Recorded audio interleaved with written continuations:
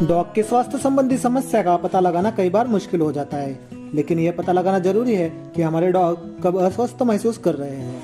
Dog का बार बार छींकना, उनकी आंखों में पानी आना या फिर भोजन ना खाना, इन जैसे लक्षण कुत्तों में संक्रमण का संकेत हो सकते हैं। हेलो यूट्यूबर, मैं आपका दोस्त स्वागत करता हूँ मेरे चैनल डॉग कट्टा में। आज हम डॉग की ऐसी जानलेवा बीमारियों के बारे में जानने वाले हैं जिसे आप अपने डॉग को होने से बचा सकते हैं। तो आइए जानते हैं। नंबर 5, मोटापा या ओबेसिटी। मोटापा हमारे पालतू जानवरों में भी उतनी ही गंभीर समस्या है जितनी हम आम इंसानों के जीवन में है। अफसोस की बात है कि अधिक वजन वाले डॉग में हार्ट अटैक, डायबिटीज, अर्थराइटिस और समय से पहले मौत का खतरा अधिक होता है। मोटापे के कई कारण हो सकते हैं। यह आमतौर पर डॉग की मेहनत और खाने पर डिपेंड करता है। अन्य शब्दों में कहा जाए तो डॉग जितनी भागदौड़ और एक्सरसाइज करते हैं उससे अधिक खाना खाते हैं, और एक्सरसाइज में कमी के कारण भी मोटापा होता है। डॉग का वजन अधिक बढ़ने पर चलने फिरने में दिक्कत होती है। डॉग समय से पहले थक जाता है। अधिक खाने से डॉग की गर्दन और पेट के नीचे फैट बढ़ने लगता है, जिस वजह से डॉग में और भी अधिक बीमारियां होने लगती है, जिसकी वजह से डॉग अपनी मौत का कारण बनता है। इसी वजह से यह भी जानलेवा बीमारियों में शामिल है। Number 4, rabies. इस बीमारी को लॉकजा भी कहा जाता है। रेबीज राब्डो ग्रुप के लाइजा वायरस के संक्रमण से होता है।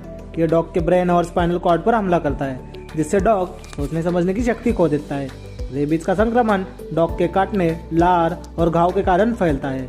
इस बीमारी के सिम्टम्स तुरंत दिखाई नहीं देते। ये 3 स्टेज में नजर आते हैं।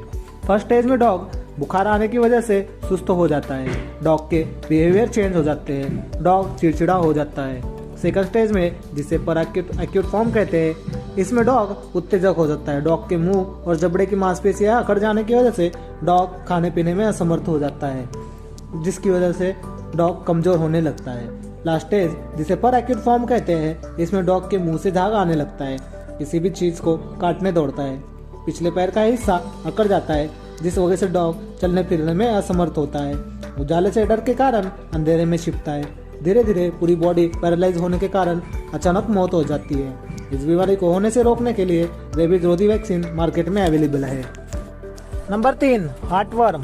हार्टवर्म एक कीड़ा है जो इन्फेक्टेड डॉग के दिल और फेफड़ों की नसों में रहता है। यह कीड़े सीधे सर्कुलेटरी सिस्टम पर हमला करते हैं, जिस वजह से बॉडी का सर्कुलेशन धीरे धीरे बंद होने लगता है और डॉग को अचानक हार्ट अटैक आने से मौत हो जाती है।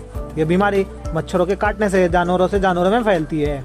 एक डॉग में 2 हार्टवर्म मौजूद होते हैं, एक मेल और एक फीमेल। फीमेल हार्टवर्म माइक्रोफिलिया नामक बच्चे पैदा करती है, जो पूरे शरीर में फैलते हैं।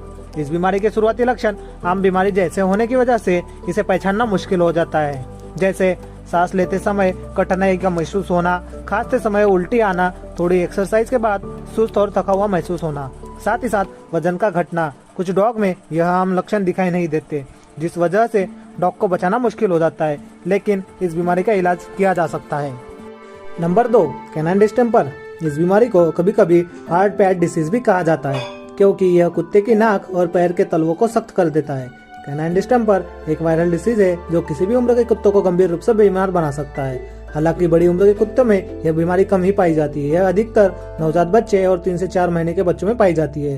कैनाइन डिस्टेम्पर पैरामिक्सो वायरस के कारण होता है, जो इंसानों में खसरा का कारण बनता है। यह वायरस एक ही समय में रेस्पिरेटरी सिस्टम, डाइजेस्टिव सिस्टम और नर्वस सिस्टम पर हमला करता है। इस बीमारी की शुरुआती लक्षण आम बीमारी जैसे होने की वजह से इसे पहचानना मुश्किल हो जाता है, जैसे आंखों से पानी के साथ मवाद आना, भूख न लगना, नाक से पानी बहना, लगातार बुखार आना, खांसी के साथ उल्टी होना, अधिक मात्रा में डायरिया होने जैसे लक्षण नजर आते हैं।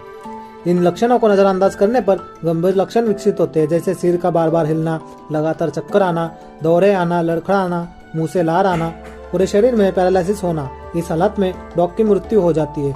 दुर्भाग्य से इस बीमारी का कोई इलाज नहीं है, लेकिन सिम्टम्स के तौर पर लक्षणों को नियंत्रित किया जा सकता है। नंबर 1, कैनाइन पारो वायरस, जिसे अक्सर पारो वायरस के नाम से जाना जाता है। यह एक बेहद ही संक्रामक वायरस है जो सभी कुत्तों को प्रभावित कर सकता है, लेकिन इस वायरस के अधिकतर शिकार न्यूबॉर्न बेबी होते हैं, जिनके पास इस वायरस से लड़ने के लिए अभी तक इम्यूनिटी पावर डेवलप नहीं हुई होती है। यह बीमारी कुत्तों के मल द्वारा या उसे सूंघने और इन्फेक्टेड डॉग के साथ खेलने कूदने या उसके खाने पीने के बर्तन शेयर करने से फैलती है। शुरुआत में इसके लक्षण सामान्य नजर आते हैं, और वो मुख्य रूप से डॉग के डाइजेस्टिव सिस्टम पर हमला करता है, जिसकी वजह से बच्चा खूनी दस्त और उल्टी करता है। बच्चा खाने में इंटरेस्ट नहीं दिखाने की वजह से डॉग का वजन अचानक गिरने लगता है। पैरों वाले पिल्ले सुस्त हो जाते हैं और यह लक्षण अचानक प्रकट होते हैं। डॉग इधर उधर खेलने कूदने और सोने के अलावा कुछ नहीं करते। इस बीमारी का कोई प्रॉपर इलाज ना होने की वजह से ज्यादातर बच्चों की मौत हो जाती है। पारो वायरस से बचने वाले कुत्ते ठीक होने के कम से कम 2 महीने बाद तक कमजोर बने रहते हैं, क्योंकि उनकी इम्यूनिटी पावर कमजोर हो जाती है। इन डॉग्स को कम से कम 2 महीने तक अलग ही रखें, क्योंकि पारो वायरस इलाज होने के बाद भी 1 महीने तक जिंदा रह सकता है।